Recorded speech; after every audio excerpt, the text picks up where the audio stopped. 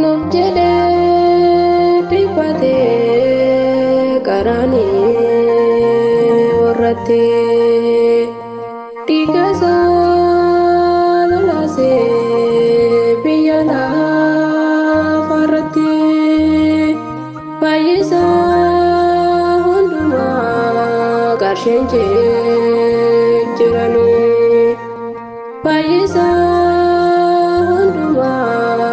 qarsheen jijjiiranii nuuf jedhee dhiphatee qaraanii warrattee dhiiga isaa lolaasee biyya lafaarratti baay'isaa hundumaa qarsheen jijjiiranii baay'isaa hundumaa qarsheen jijjiiranii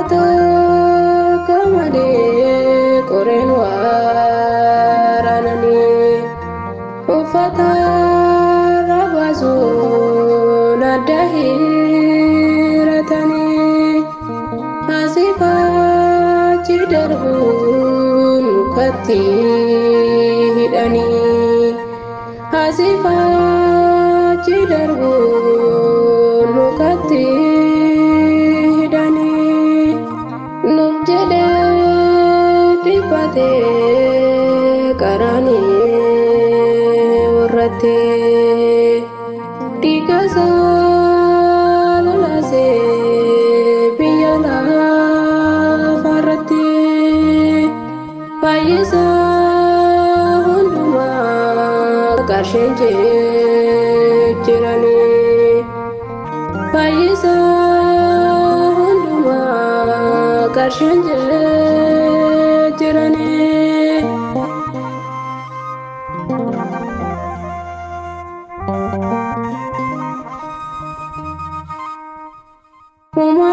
Uumasaa lafaa irratti qoosanii yakka tokko malee isa fannisanii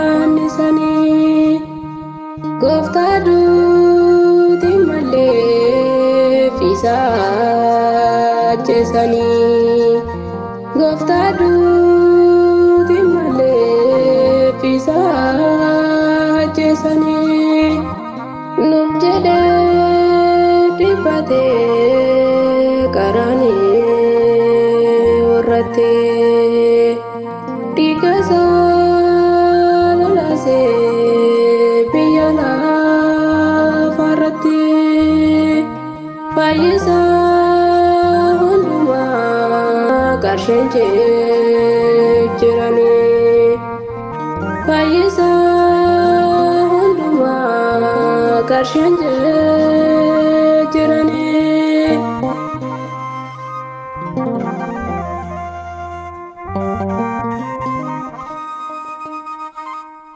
gochisaanii kunii nama jeebbisiisa kormaanni isaa kunii baay'ee nu boonsisa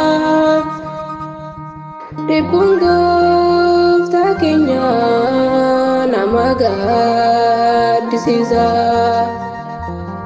dhibbuun gooftaa keenya nama gaddisiisa nuuf jedhee dhiphatee qaraanii warrattee dhiiga isaa lolaasee biyya lafaarratti baay'isaa hundumaa qarsheen jijjiiranii baay'isaa qarsheen jiranii.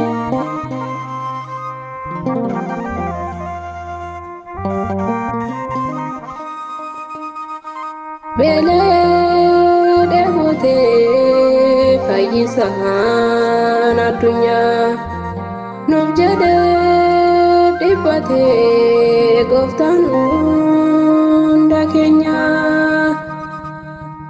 Yakka tokko malee itti murteessanii. Yakka tokko malee itti murteessanii.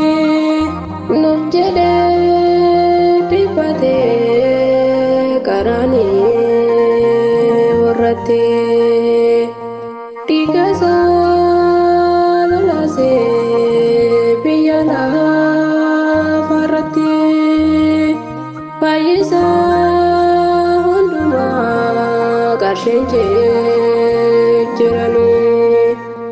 Fayyisaa hundumaa qarsheen jiranii.